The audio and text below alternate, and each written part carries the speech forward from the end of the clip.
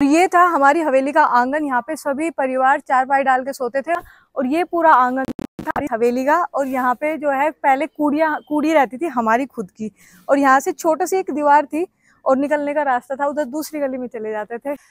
मैंने अभी हाल ही में एक वीडियो डाला था जिसमें मैंने बताया था कि आपको दिखाऊंगी वो हवेली जहाँ हुआ था मेरा जन्म। तो जो जहाँ मैं हूँ अभी ये खंडर में तब्दील हो चुका है, बट ये वही जगह है जहाँ मेरा जन्म हुआ था। और ये जो हवेली है ना, एक समय पे इसको आज भी वैसे तो यही कहता है कि छज्जू की हवेली के नाम से पूरे गाँव में और आसपास भी काफी प्रसिद्ध थी और बहुत ही बड़ी हवेली थी और बहुत खूबसूरत थी। तो मैं भी आपको दिखाती हूँ कि यहाँ पे क्या क्या था। जैसे ये है, ये गली आती थी यहाँ पे। तो मुझे याद है जब मैं छोटी थी, उसके बाद भी कुछ परिवार यहाँ थे, 2 परिवार थे, तो एक शादी मैंने इस हवेली में भी देखी हुई है, तो बड़ी याद आती है। और देखो अब ये क्या हाल में है और बड़ा दुख होता है देख के। इस गली से जब हम लोग आते थे तो आप जैसा देख रहे हो ना, इधर देखो, यहाँ पे आपको दिखाती हूँ, ये गेट था यहाँ पे, मतलब ये वो बैठने का बना हुआ था और ये बहुत ऊंचाई हो गई, अब तब नीचे था। तो ये एक बैठने का इधर बना हुआ था और यहाँ बीचों बीच एक बहुत ही बड़ा दरवाजा था, लकड़ी का बहुत सुंदर दरवाजा था और इधर भी दीवार थी।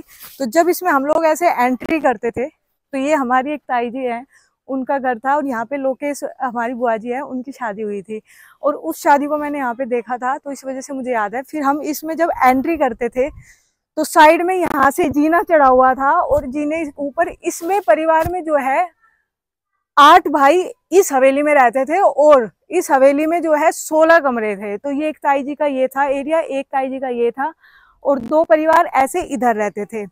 उसके बाद छत पे जो है ऊपर हम लोगों ने जो है जाल था यहाँ बीचों बीच, और एक घटना भी घटित हुई थी। एक हमारे चाचा की शादी हुई थी तो उस जाल पे लगभग 52 लोगों ने जो है, मतलब 52 लोगों का वजन आया था और वो जाल जो है ना गिर गया था। उसमें हालांकि किसी को चोट नहीं लगी थी और उसके बाद वो बहुत ही भयानक घटना थी। लेकिन जो है ना, ये वाला हमारे सतपाल ताऊ जी थे जो अब नहीं है, और ताई जी है हमारी। और लोकेश बाजी की शादी जब यहाँ हुई थी तो हम आए थे और बहुत ही मतलब अच्छा याद है ये मेरी, इसी वजह से मैं आज यहाँ पे आई हूँ। ये वाला जो है घर ये इंदिरा ताई जी का था, वो भी अब इस दुनिया में नहीं है, बट ताऊ जी भी नहीं है और जो उनके देवर है वो है और उनके बच्चे बाहर रहते हैं। तो ये जो है ये ऐसे चारों तरफ हो रखी थी। ऊपर जो है हमारे पापा का भी, मतलब जो हमारे पापा है उनका ऊपर था रहने का, और बाकी जो है परिवार पे ऐसे ऐसे थे।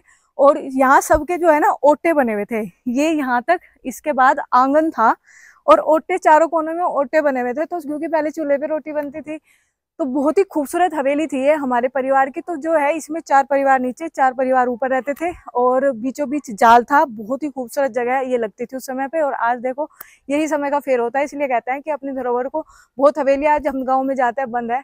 तो यहाँ जैसा मैंने बताया और भी जो चाचा ताऊ हैं हमारे, जैसा मैंने आपको बताया, छज्जू हवेली के नाम से काफी प्रसिद्ध हवेली रही है और आज इसके हाल आप खुद देख सकते हैं, कूड़ी पड़ी हुई है। और बस सब यहाँ से चले गए, एक अलग तरीके वहाँ पे एक गली है छज्जू की गली, उसमें हम लोग अब रहते हैं। जो हमारे घर है वहाँ पे 13 लगभग अब घर हैं जो बने हुए हैं, और सबके बच्चे अब तो ज्यादातर बाहर ही रहते हैं। तो जितने हमारे बाबा जी थे, हमारे जो बाबा जी थे वो 8 भाई थे, 4 एक से थे, 4 एक से थे। तो वो जो बाबा जी थे वो अब उनमें से कोई भी नहीं है हमारे बाबा जी। दादी जी हैं जो, वो सिर्फ एक बची हुई है जिनको आप मेरी वीडियो में अक्सर देखते हो। जो मेरी रियल दादी है वो भी अब नहीं है, और जो दादी है वो एक बची हुई है। देखो जैसे ये है, ये दीवारें, ये ईंट उस समय की कब की। और ये देखो मैं देख रही थी उस समय हमारे दादा और बाबा जी, मतलब बाबा जी दादी जी ने कुछ टांगा होगा कभी, उनकी याद देखो। ये लकड़ी का अब भी ऐसी कैसी है, कितनी मजबूत लकड़ी है। और यहाँ दिया वगैरह रखते हुए, डिबिया पहले होती थी और यहाँ सामान रखते थे अपना। ये बहुत ऊंचा हो गया, अब नीचे था ये तो एक अलमारी थी। और देख यहाँ पे दिखाना, देखिए अलमारी, यहाँ सामान रखते होंगे जो यहाँ पे रहे होंगे। मुझे जो याद है ये सतपाल ताऊ जी का घर था यहाँ पे, कमरा ये वाला नहीं, ये इंदिरा ताई जी का था, सॉरी ये वाला।